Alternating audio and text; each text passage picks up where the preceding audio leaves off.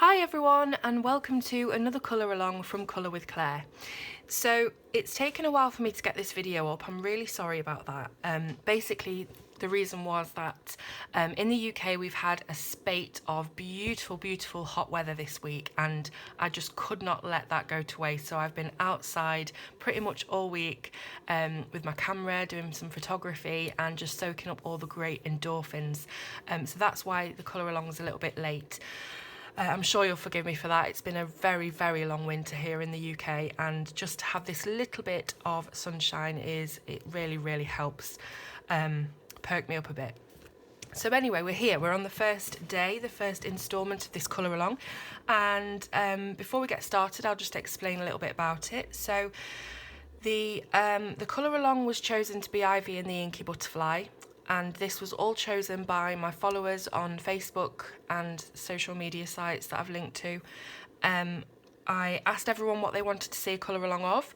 There were loads of different suggestions of books. Ivy and the Inky Butterfly was obviously there as well.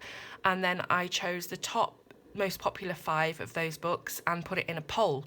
And Ivy won pretty much flat out, so that's why we're doing Ivy again. Now next time I'm thinking I might leave Ivy out of the running so that we can give everybody else a better opportunity to get some colour alongs done in different books as well. Anyway, I have decided to choose this page, the Griffins with the castle, and there's some foliage and bits and bobs.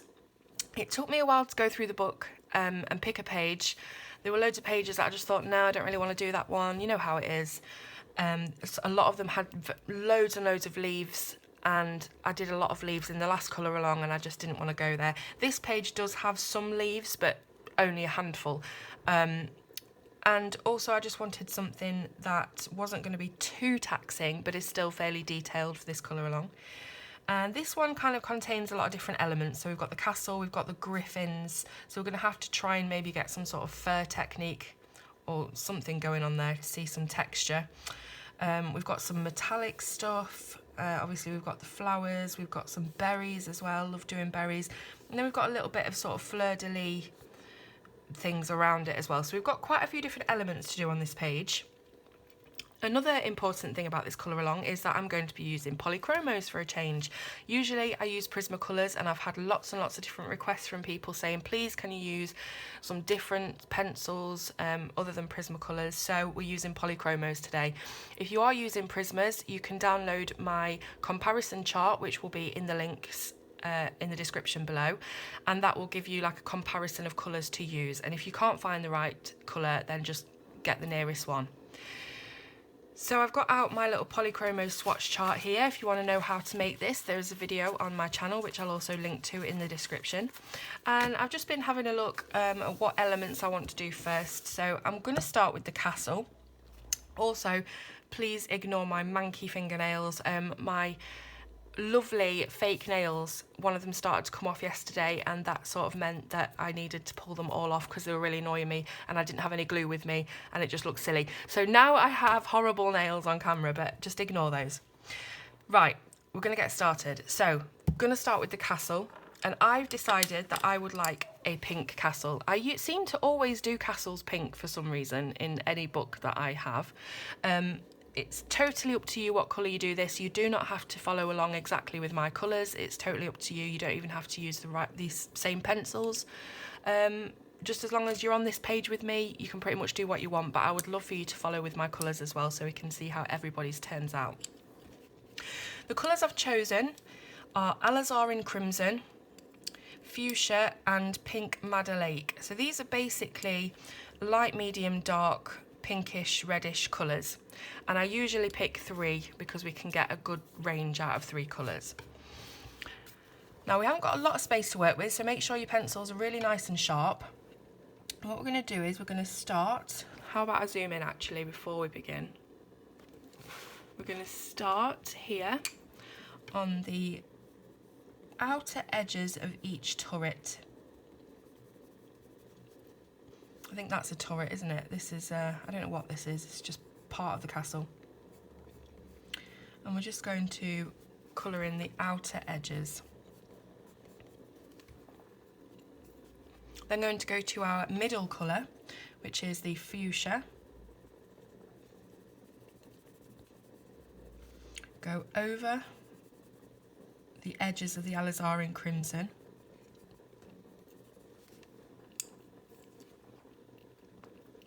And then the pink Madder Lake,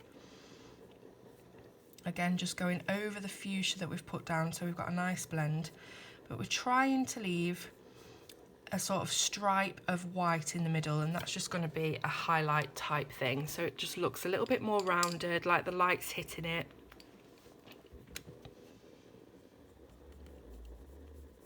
And you have something that looks like that. So that is basically what we're going to do on every sort of rounded part of the castle.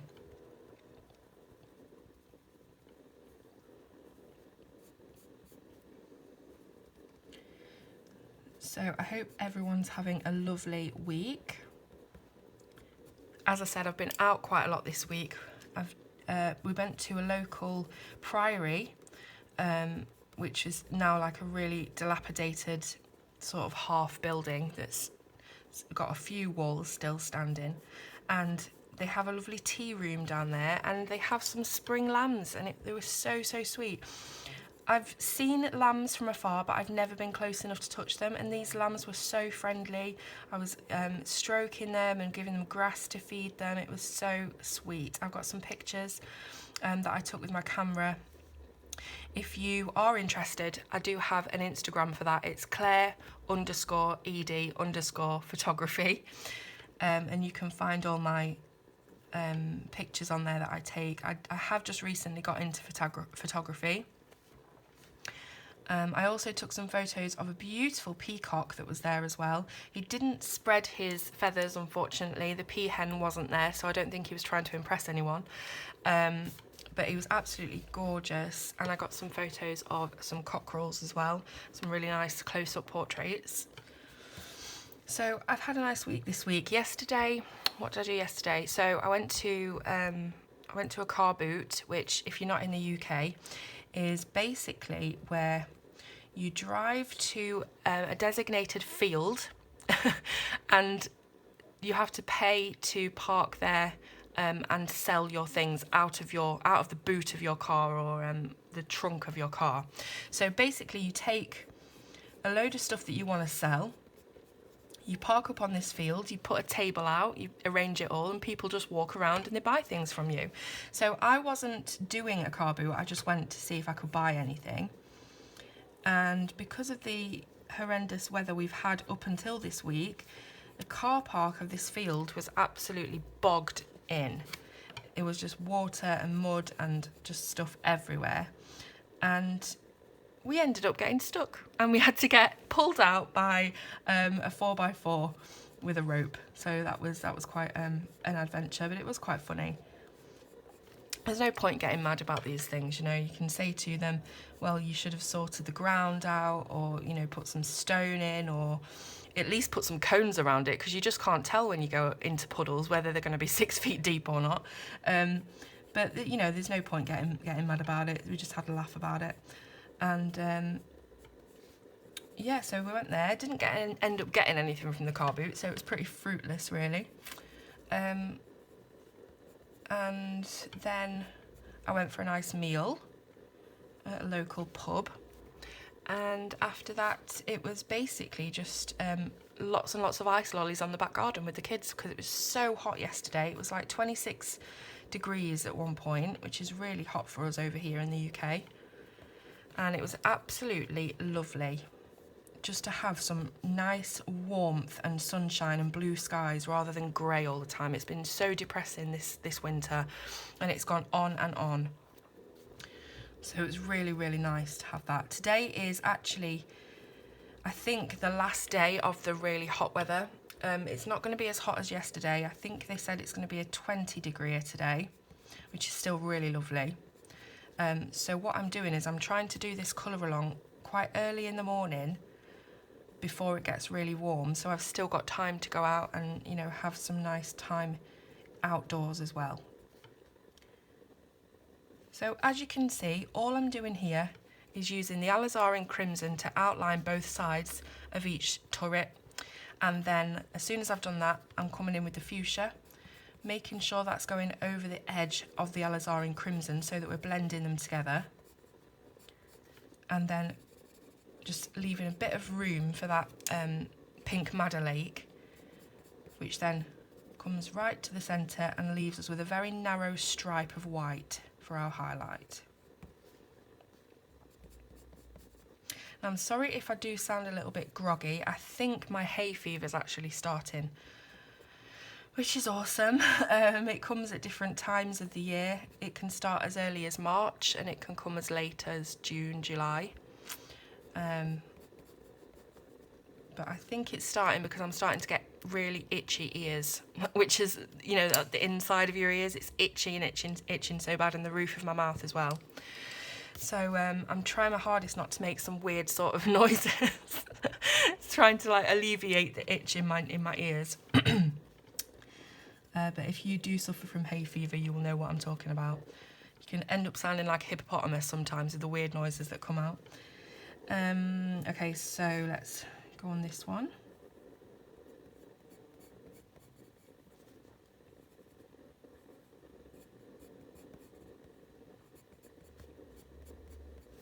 So polychromos are a very, very different pencil to Prismacolors. It's actually funny because of all the reviews I've done, I've never actually reviewed Prismacolors or polychromos properly, and they're the pencils that I use the most. I use them every single day. I don't really know why. I think there's just so many reviews of these big branded pencils out there that I guess I just didn't bother.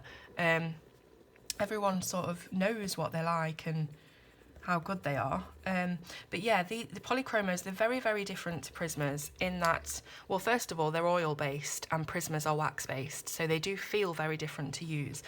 They are harder in the core than Prismas, so they do take a bit of getting used to. I must admit, when I first got the polychromos, even though I could tell just from, you know, using them and feeling them in the hand and the production quality that they were of a better, higher quality than Prismas. I must admit that I was a little bit, it's because of the hardness. I don't like hard pencils, so I was a little bit disappointed with them in that sense. But I have been practicing and I didn't want to give up on them. And I've since learned just how brilliant these pencils are, and you really do just have to take your time, and it is a learning curve. You can't expect to just colour with these pencils like you know, you just get them out and just colour, and you need to think about layers and pressure and things like that. But it does sound like hard work, but it's really not. Once you've sort of got into that mindset, it's really, it's quite easy, but it is really nice and effective. You don't get any wax bloom with them, so they're really good in that sense. With Prismacolors you can get wax bloom quite easily, and they just feel lovely and nice quality, and when you colour in with them you just have to remember not to go too hard too fast. So little areas like this are pretty easy. We don't really need a lot of skill with the pencil because it's such a small area. You're not really putting a lot of it down in the first place. So all you have to really make sure is that you're leaving that little bit of hazy edge for the next colour to blend into, as we talked about in the previous colour along. The colours are absolutely beautiful, and these pencils do work really, really well with the paper in Ivy, because a lot of the time with coloured pencils it does depend on what paper you're using as well as to how they perform.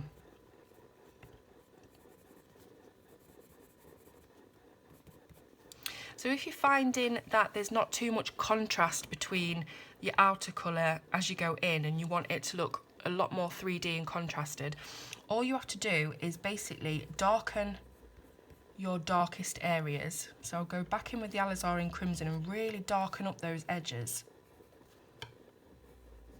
and just make sure you have got that white in the middle. So the contrast is all about darkening your darks and lightening your lights, and the more that you do that, the more you deepen the darks and lighten the lights, the more contrast you'll have and the more impact it'll have to the eye. So that is a really big player in colouring, I think, is contrast. If you really want something to pop,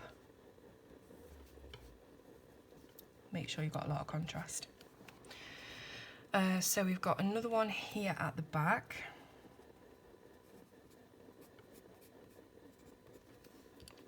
We've not really got much room to do the other side, so I'm just going to treat it as if we just go into the end from this right hand side. So a little bit of the middle colour, a little bit of the lightest colour, just leaving a glimpse of a highlight behind there. Again, if you want to darken it, you can do. So we've got a bit of a continued turret up here. Let's do that one.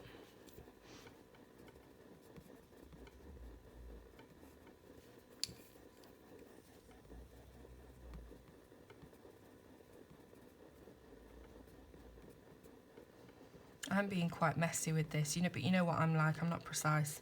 But you can sort of take your time if you want. And if you do fill in too much and you've not left that white stripe down the middle, don't worry about it, just get yourself a white gel pen and just draw in the stripe. Basically, it doesn't matter because it's quite a small thing on the page, and to the eye it will just look shiny anyway, because of everything else going on. No one's going to be like, oh, you've just drawn a line down the middle. It's going to look like a highlight, so don't worry about that. You can also get a really thin eraser if you want and just go and erase in your highlights, because polychromos are really good for erasing. So that's another good thing about these pencils. Now I'm just going to have a look and see what I want to do with the tops of these turrets, because I'm not sure whether I want to make them a completely different colour or the same.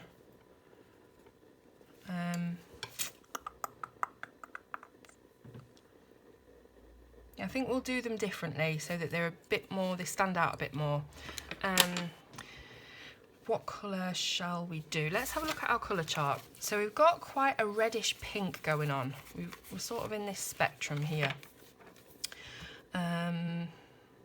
So the opposite of pink is green. So if we really want to make it pop, let's go and have a look at some greens. It'd be quite funny to have the tops of these castles in green, wouldn't it? Because it basically is a multicoloured castle, but I suppose it doesn't really matter. We could go for one end of the green spectrum, so maybe we'll go quite a dark mossy green so that it's not so in-your-face green. So what do we have here? Let's have a look. Okay, so we've got, this colour's quite nice, that's Juniper Green. Let's go for these two actually. So we've got Juniper Green and we've got Permanent Green. So let's get those out.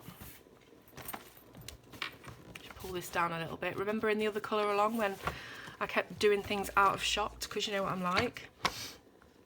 Right, Juniper Green and Permanent Green. So we've got, I mean, Permanent Green is quite bright, but that's only going to be for our highlights. We're going to make most of it this Juniper Green. Let me just sharpen it.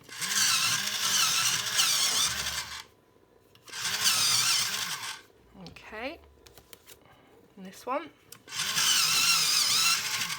Okay, so with our Juniper Green, let's just do exactly the same technique as we did with the pinks. So we're edging out those triangles in the Juniper. We're then adding a touch of Permanent Green and leaving a little bit of white there. You will need very, very sharp pencils for this.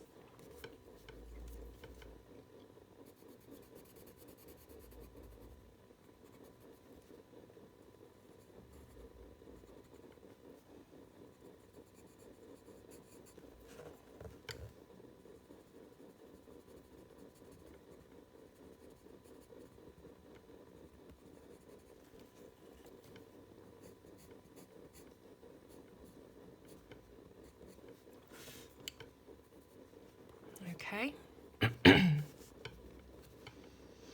Everything in shot, yes. Can you hear how my throat's going now? It's hay fever.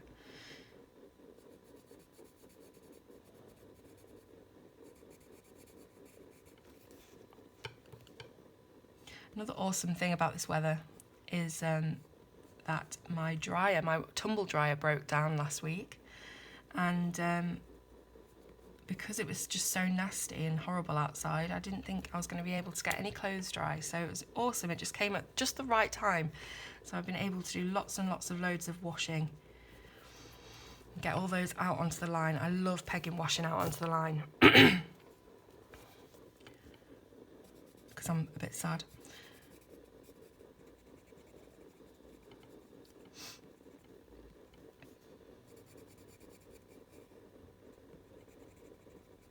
So I've just had 2 weeks with the boys as well because they've been off school for their Easter holidays. So I've been spending loads of time with them. We have just got into this rock painting phenomenon trend thing that's going on at the moment. It's absolutely massive in the US and it's just becoming big down here in the UK or across here in the UK, geography. So I've been doing lots of rock painting. Here's a little preview. Here's one of the rocks that I painted. This is obviously the Hulk. And I've been using tutorials to do this, so don't, you know, freak out. I'm not an amazing artist or sketch person or drawer. I have been using tutorials to follow to do this. But yes, I have done this with my own fair hands. And I will be doing a video about this. We're going to do a family video on the channel. Because obviously rock painting, you know, it's not too far away from colouring. You're basically colouring in on a different surface. So if you're interested in that, you might want to watch out for that video coming soon on my channel. It's going to be me and my 2 boys doing lots of painting, lots of designing on the rocks. We're going to seal them all so they're weatherproof, and then we're going to go out and about and hide them for other people to find. Because that is the main point of doing the rocks. You design them, you put a message on the back saying to upload to the certain Facebook page for your local area if someone finds it, and then you just plant them anywhere, you know, in the local park or just anywhere you want, and then hopefully somebody will find it and just get some happiness from it, and, you know, post a picture, and then they can either keep it if they really love it, or they can re-hide it for someone else to find, and you can just see how far your rock travels. It's just one of those really fun things to do. You know, it's got no sort of profit or benefit to yourself. It's just sort of a thing for other people. So yes, there will be a video. I'll be showing you Oh, Rosie! Rosie! Rosie! Come here. She's heard the letterbox go, that's all it is. So yes, there will be a video on that. I'll be showing you how to paint the rocks, what I use, how to seal them. We're going to be showing you the kids doing their designs, and we are going to be taking you out and about with us as well when we hide them. So that's coming soon.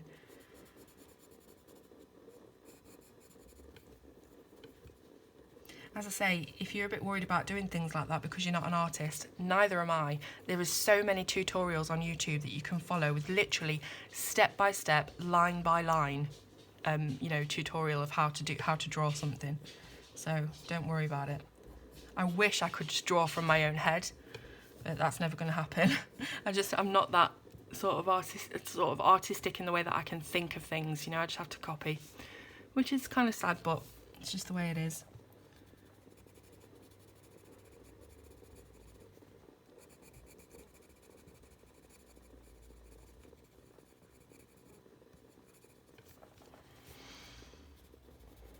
So since I last spoke to you, just in case you want a little Rosie update, Rosie had to go for an operation to repair a hernia in her tummy, and it was sticking out really far from her tummy, and I kept going back to the vet saying, you know, I don't like this, it shouldn't be like this, and they're telling me, yes, it's just a hernia, it looks bad, but it's not actually dangerous or painful in any way.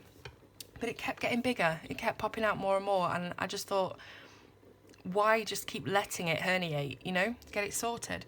So I went to the vets and she went in for her operation, and bless her, she was crying when she came out. All the way home I had her on a pillow on my lap and she was just crying, little noises, you know. It was horrible, it was horrible. But she was exactly the same when she had her, when she got spayed.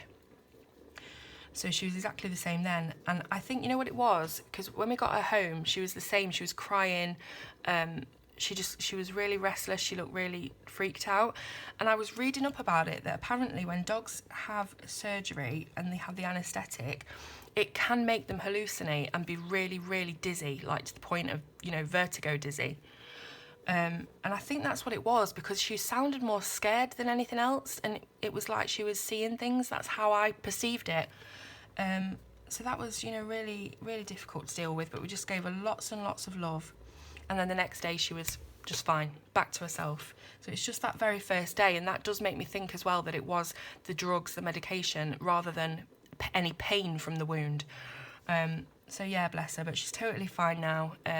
Everything's great. It didn't re-herniate. We were pretty worried for a while, because terriers, you can't, well, any dogs really, you can't just stop them from jumping and running. And she's a very, very active dog. So she was jumping, trying to get up on the settee, and went, no, Rosie, you know, just lifting her up. And we made her a little sort of ramp to climb up rather than jump up, but she wouldn't use it, obviously. So we were quite worried about it re-herniating, but actually she was fine. So that was a rest, that was a load off. Right, so I'm actually chatting a lot here and not doing very much on the page, so let's just get on with it, because a lot of people might be like, shut up, Claire, just get on with it.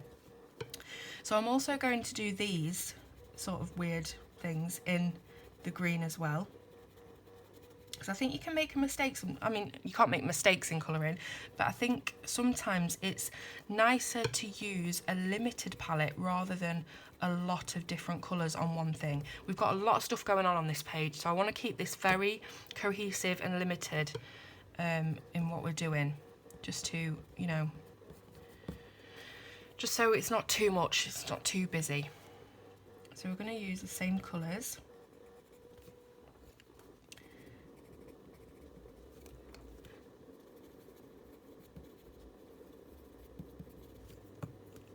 I really like these greens actually, and how they look with these pinks. It's not a bright standard green, and it's not a bright standard pink. It's sort of like a reddish pink and a very deep earthy green. So they go really, really nice together. It's nice not to use sort of standard colours all the time.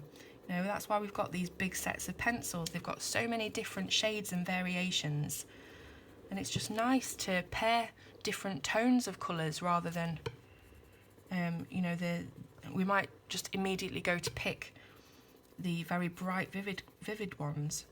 And that's when a lot of pencils end up getting unused. So a lot of them are longer than others, because we tend to just go for the same types of colours. Well, I do anyway. So here at the back we have another piece of castle, and here as well, and I'm just wondering whether to do this back piece in the pink and this front piece in the green, you know, just to make it stand out a little bit. Yeah, I think we'll do that. I don't want to take too much time making decisions here, because I'm always conscious of how long these videos take, and also people getting bored. So here we go. Let's do this back part pink.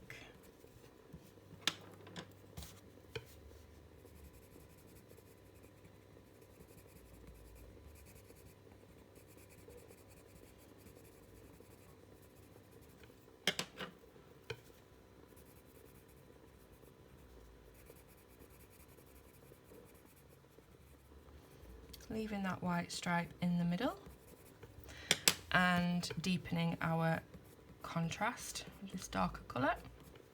There we are.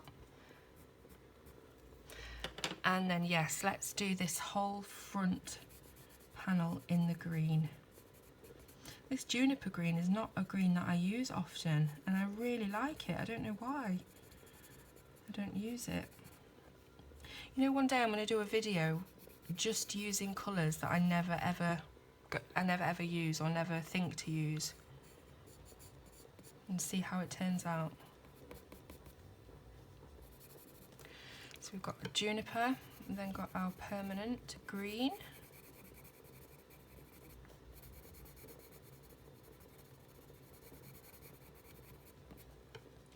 Just leaving a little bit of white in the middle.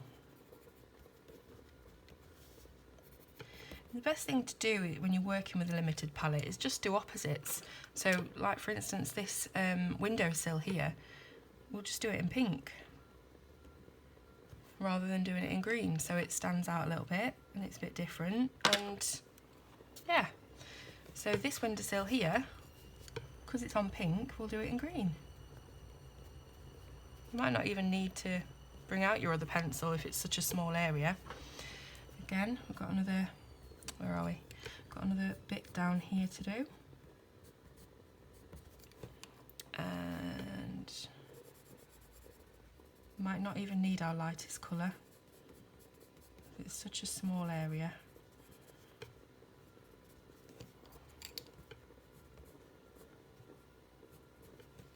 Okay, anything else that I'm missing?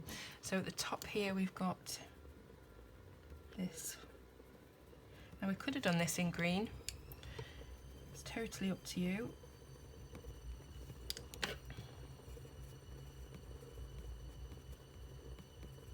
Here we go. So obviously we've got the flags and we've got the bottoms of these turrets as well, and I think we're going to go in with the green and do those green.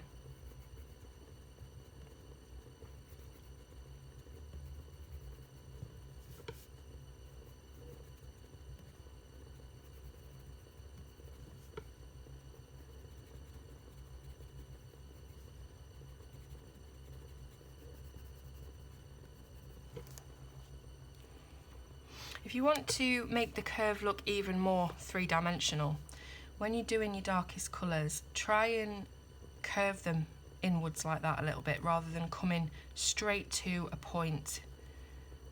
Just try and make it look a little bit curved in that way. So do the bottoms longer and the tops longer with the middle shorter, if that makes sense. I'm crap at explaining things, but hopefully you can see what I mean.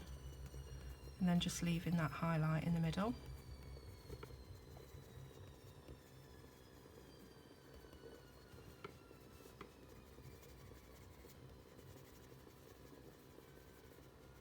And you don't have, on these larger areas, you don't have to make the highlight, you know, straight. You can sort of zigzag it and jagged it a bit.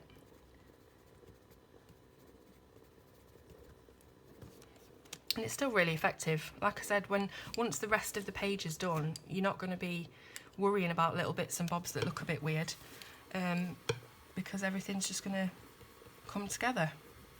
So I'm just deepening that contrast a bit, like we talked about. There we go. I'm just thinking about this archway. I'm thinking I might just do this in alizarin crimson and just not worry about any blends on that. Now then, we have got doors and windows to do, and also this sort of panel in the middle, which has got to be pink really, hasn't it? Because we've got green all the way around it.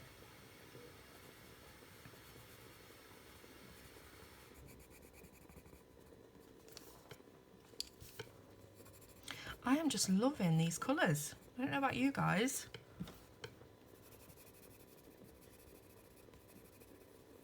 Beautiful, beautiful combination.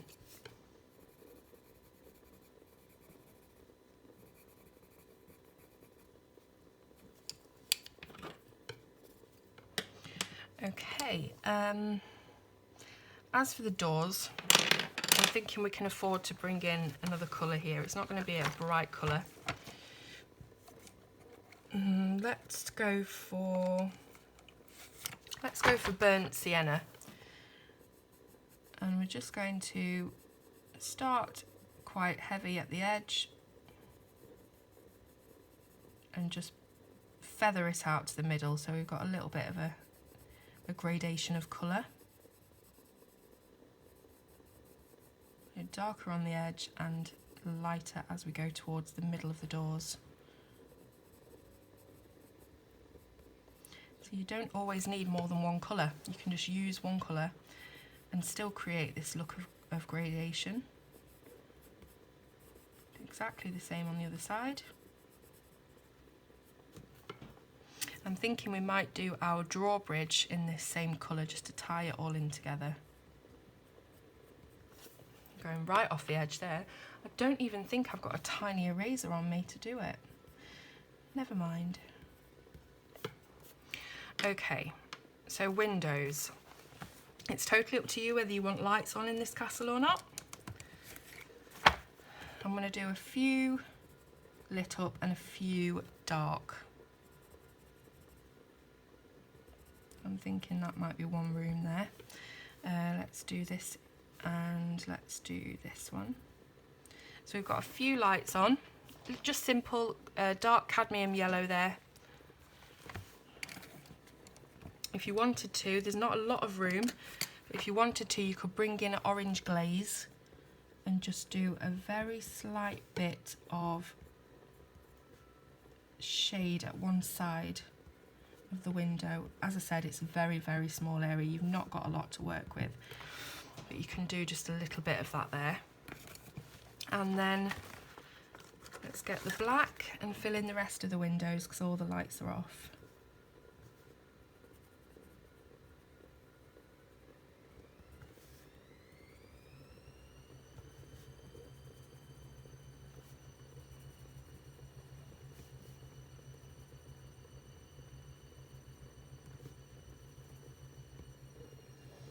Okay, so as for the flags,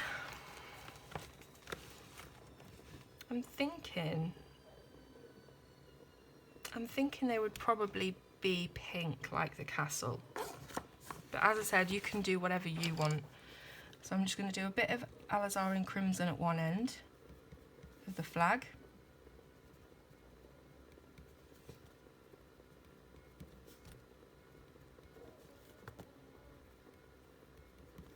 And I'm going to jump straight across to the lightest pink, which was the pink Madder Lake, and just put a bit of that in. When it's little areas like this, you don't have to worry about blending really. I'm going out of the lines everywhere on this.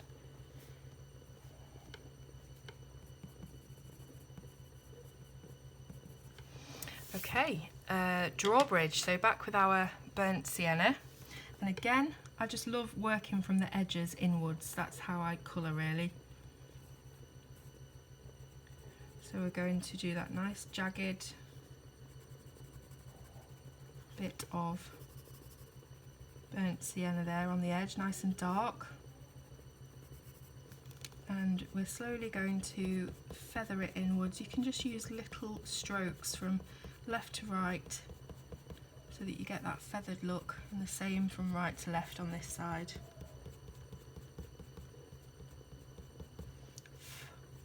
Nothing fancy about my tutorials, as you know, but they do end up looking pretty effective.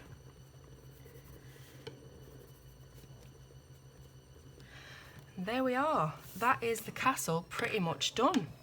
What time are we on now? We're on 38 minutes.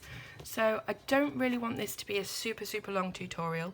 So what I'm going to do is I'm going to show you how to do a couple of these flowers here, and then you can do the other two on the other side for next time. That can be your homework. So I've decided on using a couple of really nice sea blues, lovely warm blues for this. I've picked out cobalt turquoise and cobalt green. And let's do this side because it's in camera. So we've got these beautiful flowers here. The cobalt blue is going to be really nice against the colours that we've used in the castle, because we do have to be mindful of you know, what's close by. Now we're going to take the darkest, which is the cobalt turquoise, and we're going to add a little bit of it right to the inner side of the petals on this flower.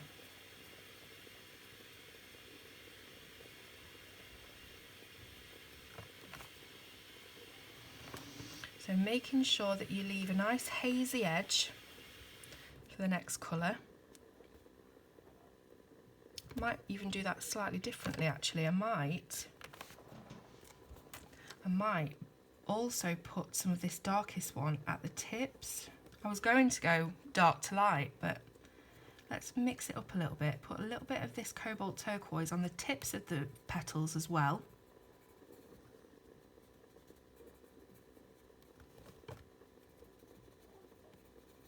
And when you've done that, you could even just leave it like that. It looks beautiful as it is. But then we bring our cobalt green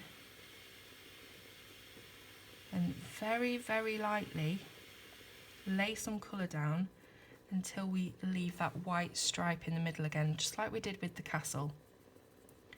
So this lighter colour is just blending it out into the white of the paper.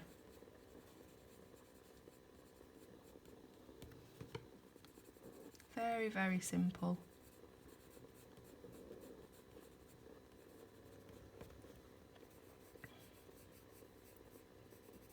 So coming from both the tips and the inner part of the petal, meeting with this white in the middle. How lovely. Again, if you want to deepen up your contrast once you've done that, make sure these tips are really dark.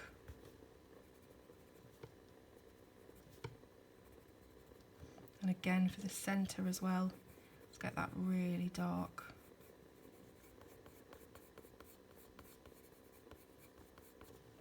Beautiful. So that is one very quick and simple flower that looks really, really nice. I'm going to do the other one with you, and then the other two on the other side of the castle here, you can do those for next time. So cobalt turquoise again.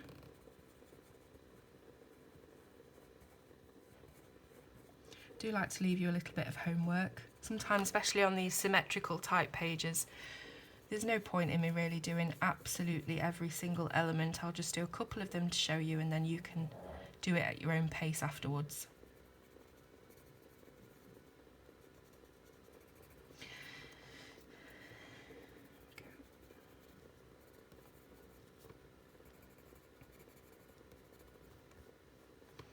So we've done the tips, now we're coming back in with the cobalt green. Stunning, stunning colours. These are quite summery and very warm and like Hawaiian type blues, rather than very cool blues, sky blue and things like that. So these go really nicely on these. They make them look quite exotic, these flowers.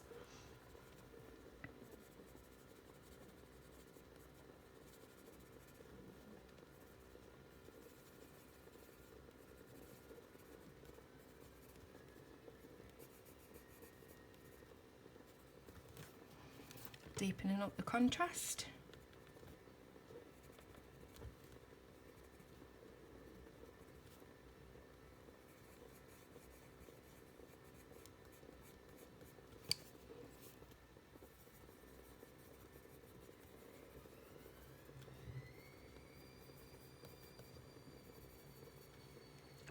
There we go. Simples. Now for the centre, blue's opposite is orange, and orange is quite close to yellow, which is usually the colour of the centre of a flower. So we're going to go for orange to make it nice and poppy. I've got orange glaze again, and let's bring out that dark cadmium yellow. So the same colours we used on the lit windows of the castle. We're going to do a circle of orange glaze.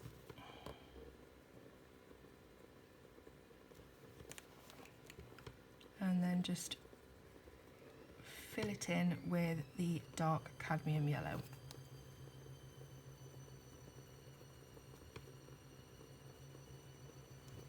Beautiful.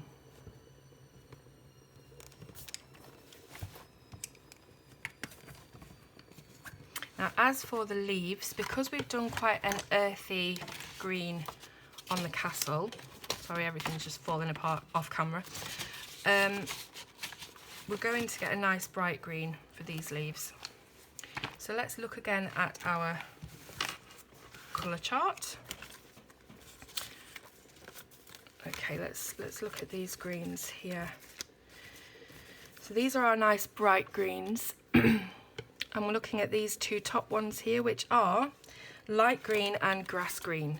So pull those. This is literally as I go along. I've not planned any of this. So light green. Actually, let's go light green and leaf green, because the grass green is quite close to the light green, so we're not going to get too much contrast off that. And then let's take the darkest of the two, the leaf green, do a nice stripe up the middle of the leaf, leaving that hazy edge, and then with our light green, just dragging that out to the edge. These are lovely light green colours, quite subtle, but still really nice and bright and happy colours. And we are leaving a little bit of white on the edge of the leaf, just to give it even more contrast, and contrast is the word today, isn't it? And just to look a little bit nicer than colouring it all in. Just gives it a bit of extra dimension.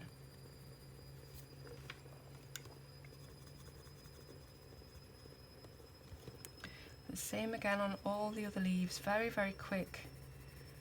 Don't have to take an age colouring things in to make them look good.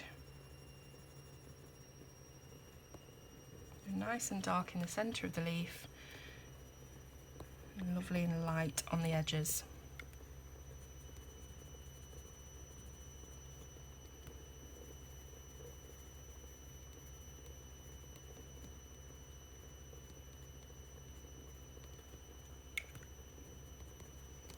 Something like that. We'll just do these two just to finish off.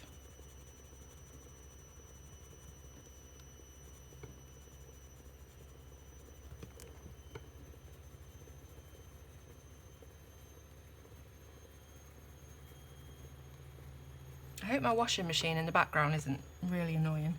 I did close the door, but of course Rosie's managed to get it open. Have to be washing in this weather, I'm telling you.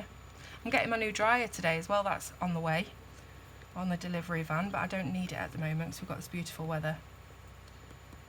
Okay, let's have a look in camera. Lovely, really happy with that. I hope you are too. I hope this is going the way that you thought it was going to go, even though it's only the very first video.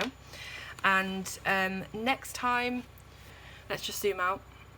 Okay, so next time we're going to be doing a different element, and I'm thinking we might do these griffins next time. Let's get straight into it and do these griffins. So for next video, I would like you to do the other two flowers on the other side of the castle, please, in exactly the same fashion as these over here.